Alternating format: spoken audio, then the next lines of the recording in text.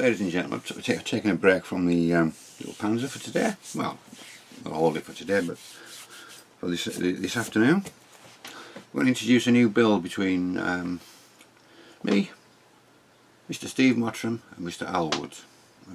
Al's Modelling Mayhem and Watty's Military Models, I'm going to call it. Great name, thought of by Al, in your house build. So we're all going to choose a kit. They're all identical but of the same vehicle. We're going to build that over progressive weeks, you know, not the main build but progressively as we go along. So I'll introduce my build is going to be the Rye Field Tiger, the initial production. I've had this for quite a while. I think I got it last Christmas. I'm not too sure, either Christmas or my birthday one year. I've had it for quite a while. So it will fit the criteria nicely. Lovely box art, works simple, plain, nice. And I say if you want the kit number, is straight in your face, is 5001. It tells you on the side, it says workable tracks, workable torsion bars, clear periscope, 4-edge parts, this is not a toy, blah blah blah. On the side we have a side view of the Tiger, rear and front, sorry, front and rear. Quite nice. On the side's just the typical stuff. And on the other side we have some CAD drawings of the pieces, 4-edge stuff, detail inside the hatches if you want to make it open.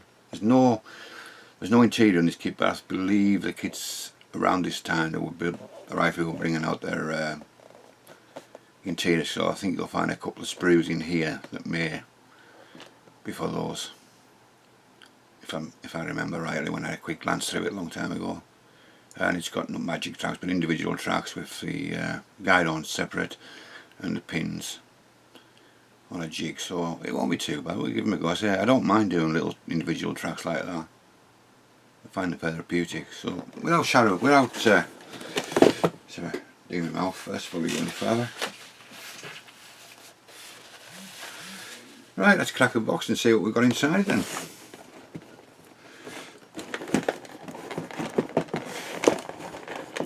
It's quite a big box, deep box as well.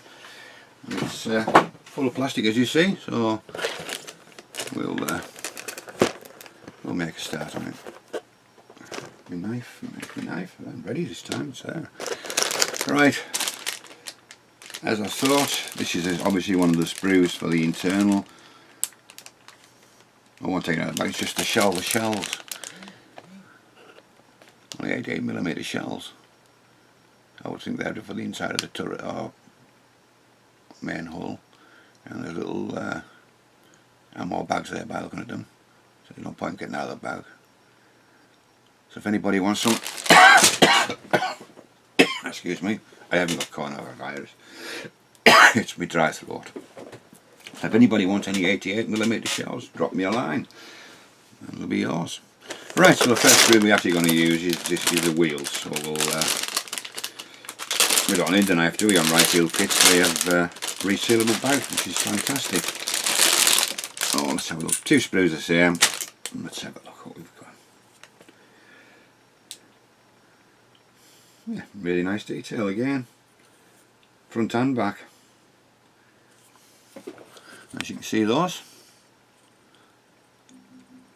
really quite nice.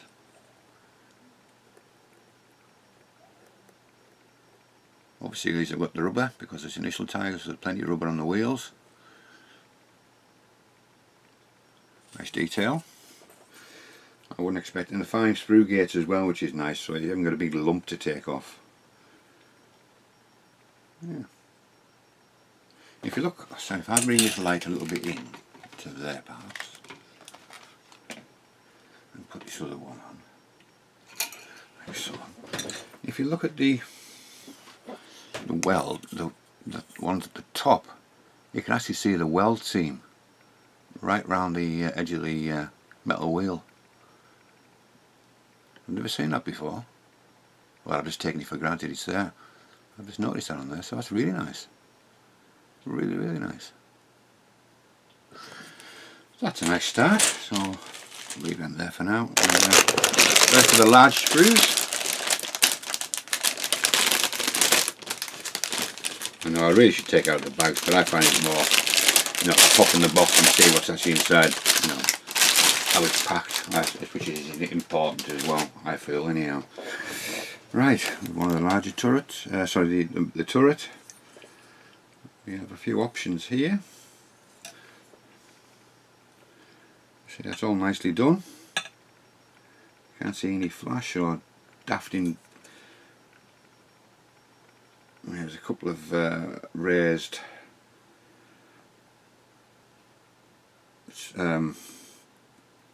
marks on the hutch, on the turret hatches, which might be difficult to get out, especially the yeah, that one. Yeah, they've all got injection marks on them, which is a shame. But apart from that, you don't have to have it open anyhow. So there's the hatches. There's 3 sides to the turret again. There's with a nice welding again. See the weld at the top, on the sides. It's really nice. And we've got the lid, and again you've got that lovely weld seam right round the cupola. Come on, this cupola again. And it's got that nice texture, almost like rolled steel as well. Quite fine bits there. And obviously the gun mantlet on that side. And down here we have 3 more different ones. On a side you can only tell the difference. I can tell the difference out of the top ones. You can tell there's a difference on each of the, as you're looking at your left hand side. There's a difference there. And I say it's got that nice texture on there as well. Bits and bobs. Into there is the muzzle brake. It's in one piece apart from the top, which is good. And I think the actual main gun is in 2 parts, but it's not slide molded, but it's in one piece. But I think I may have a metal barrel for this, I'm not too sure, I'll have to have a look. If not, I'll just use this one. It's no problem. So that's that one. Let's put this in the box. This is the start of the running gear with the torsion bars, the look at the sprocket wheel, two of that again, two the same sprue again. I thought it was flash, but it isn't really. Nice again, nice detail. That's sprockets. See the sprockets there, really nice detail on those. Let's have a look on the other side again. A little bit of detail. You're not going to see the inside with the detail on the things there. There's another wheel, a couple of wheels. Just have to excuse me 2 seconds. Right, sorry about that. Bloody phone calls, pestering phone calls. Stupid, didn't give us a rest. And there's the idle wheel. Again, it's got. I keep noticing this weld seam on the top of the idler there. I think it is anyhow. My eyes are buggered. And there's a. Sorry, just a second. Sorry, Charlotte. Sorry, it was just gas boiler needs servicing, and they won't come out quite yet because obviously you can understand that. But it's working order, so it's not too bad. You got that nice texture on the exhaust cover, well, the base of it. There, so we've got all little bits and pieces. A pistol port there, other bits and pieces, torsion bars, C-shield clamps for the tracks, a few other bits and pieces. I think that's the other part of, what's that? I'm not too sure what that part is. And they've got the shackles there, really small with some wing nuts there as well. You see the little tiny wing nuts. I'll put my hand behind them to be able to see them better.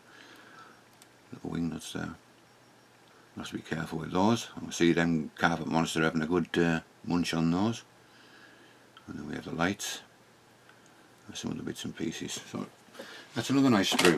Apart from the only thing that's disappointed me so far, I'm not overly disappointed, but the hatch covers, you can have them open, you've got them bloody thin marks in them. But it could be a challenge to get some of them out, but some of them are risen, some of them are not. So, and the risen one is in really awkward places. But I've got some skinny sticks, so I might be able to do it. We shall see. We shall see. Sorry, I keep doing that with my throat. Right. We've got some more sprockets here as well. That's for the cables for the track. That's the front graces plate. We've got the side plates, quite smooth. We've got the side skirts. Quite nice again. You've got the part of the glacis plate with a nice weld seam along the front, and there's the engine hatch covers, and there we have the cable for the tracks. So 2 more sprockets, and a part for the front of the wheel where it welds on, and the final drive goes by looking at that. And then we have the sides, quite shiny. I want to have a real good look into this and see what kind of texture it did have. It's quite shiny, that, isn't it, when you look at that? But we can sort that out, no problem. And then we've got the side skirts. Again, I think I may have some PE side skirts. If not, these will do to take them apart. It's not a problem. And detail on is really nice as well. I've got that nice separation. You've got the bolts along the top. Looks like part of the gun cleaning thing. All the bits and pieces. There's the different shape on the exhaust covers. See that? Oh, I'll turn them around a bit better, see it better. Totally different shape, like it's more like a hexagonal. Didn't really is round, is it? And plus it's got them, like, I don't know if they're vents or slits. I'll have to have a look, see if I can open them up if they need to be. And there's part of the turret basket. Some of the bits and pieces on there again. There's another part of the turret basket. I think this is the wiring for the lights. That's actually come off the sprue. Have to be careful with that one. It's broken there and there. But, not to worry, we can see when I was just said it's there where my fingers. It's come off the sprue. I have to be very careful with that one. Nice moulding again, and everything's crisp, clean. See, you've got that texture on there. You can see the texture now on the front graces plate. That's how it should be. So we shall see about the side skirts. We'll see what they're like and see what kind of texture I can get. Right, another large sprue. I don't need my knife. This is more upper stuff, including the pole and the fifles and the pipe work and pioneer tools and hatches again. Oh, that's stuck to the bloody. Right, flip him over. That's really nice. It's shiny again, but it's got the texture of the casting. And there, fifles, fifle pipes, pioneer tools, more gun cleaning rods, more pipe work. There, looks like vents. Got 2 jack boxes. No wood texture on there, but we can soon remedy that. In fact, there's 3 different kinds of jack boxes. Let's see all them as well. Right, we'll start with the upper hole. Sorry, the upper. You can see it's that shiny plastic again, but it's got that nice texture, so I'm not too worried about that. And quite nice detail on the top, so you can just see in the light they've got that rolled steel. And it's very light, but it's there. Hopefully I won't lose it when I paint it. If not, I might do some Mr. Surfacer or something. It's there, you can see it definitely. And then we have the rear and the rear plate and the front graces plate. The bow machine gun goes. And there again, you've got that texture, but it's only light. And then we have the fifles there. The initial ones, and the pipe work is really quite nice on this pipe work. That's a nice detail on that.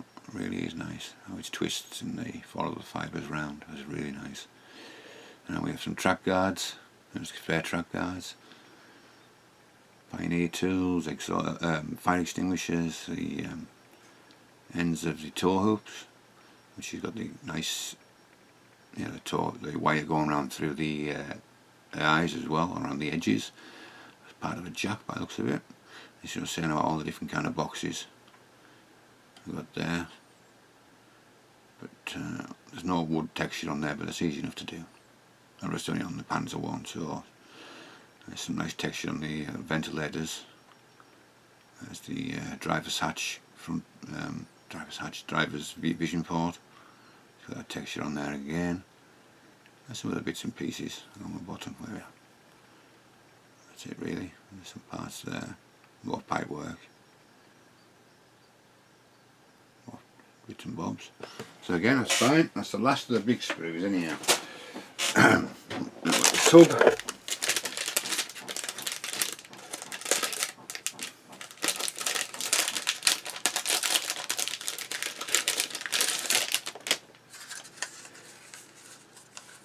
That's really nice, really sturdy as well.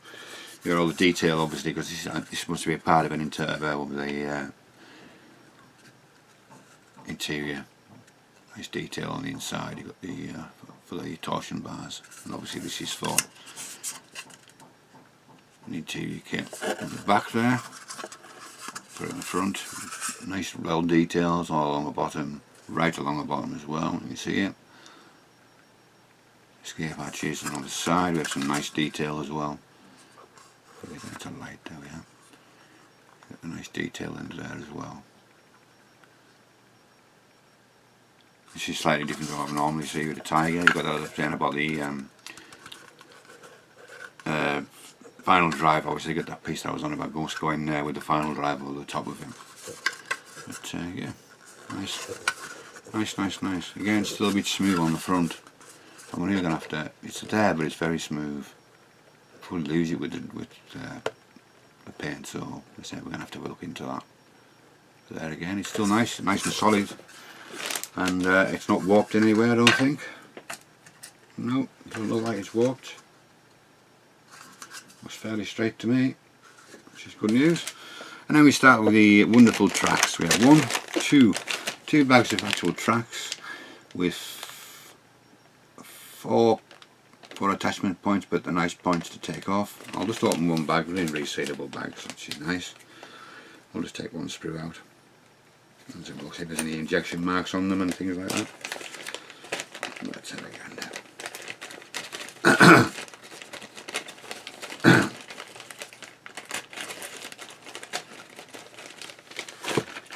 You want one sprue, they all come out together. Oh, sounds low. Come on. Nearly ready to come out.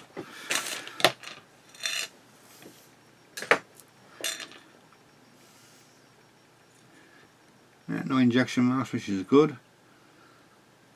It's going to be difficult. You've got the individual guide-ons to put on two on each track. There again.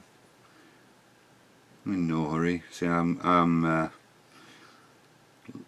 listed as very vulnerable. Obviously, we're just having cancer treatment, so my immune system is practically zilch. So I have to stay in the house for 12 weeks minimum. I can't actually even go outside. I have to stay in the house at all times, which is not good really. Even though I've plenty of time for modelling, but after a couple of hours modelling, I'm absolutely shattered. So it doesn't really bother me. How long I'm staying in the house is just going to be a big worry, because my daughter lives at home with us, and my wife obviously.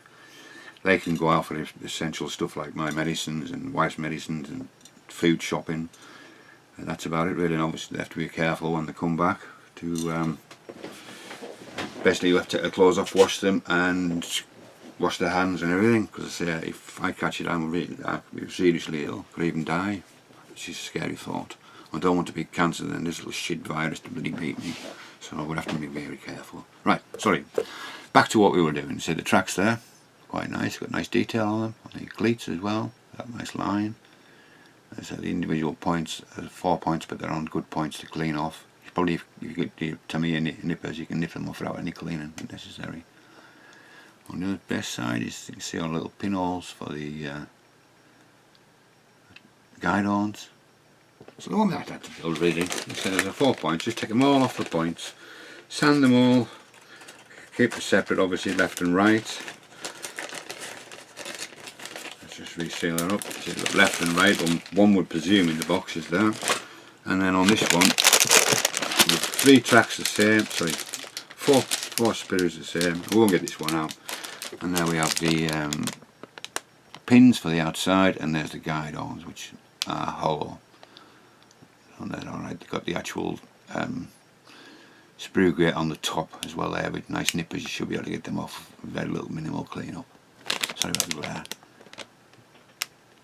Take a long time to build them, but you know, if they are workable, you may as well make them work if you've got torsion bars, haven't you? And there's a little jig there. So I've got 4 jigs to start off with, so you know, they're okay.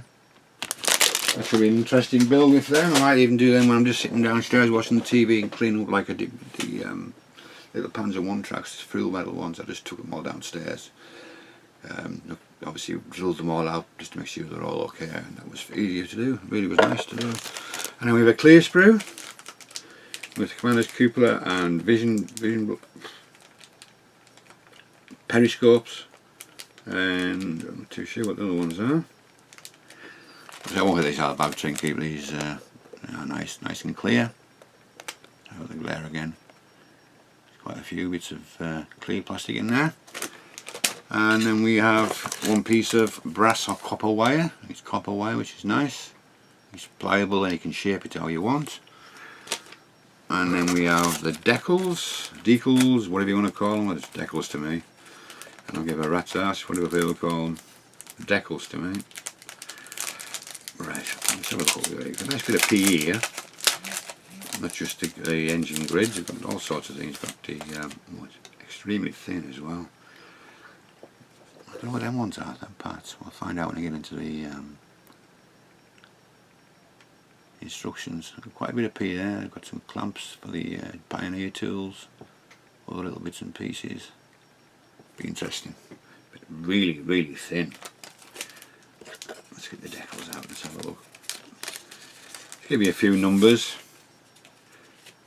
Let's pop that back onto that.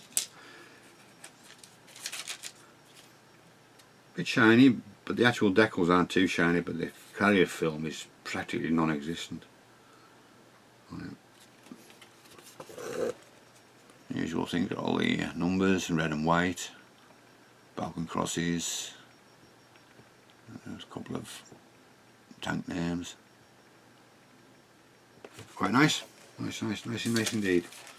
Let me just pop these, but that's it. I may try and use a stencil and try and do the red and white on the top. I'll see if I'll do a few practices and I'll have a go, see if I can do it. I think I've got one of the stencils that actually does that, where you've got the main colour is red, and then we have the white on the outside. Difficult to do, I suppose, to get it all lined up, but I'll have a little go, see if I can come up with it. I'm actually going to have difficulties back in here because it's all sticky at the top. That's one part back in it at least. And then let's get these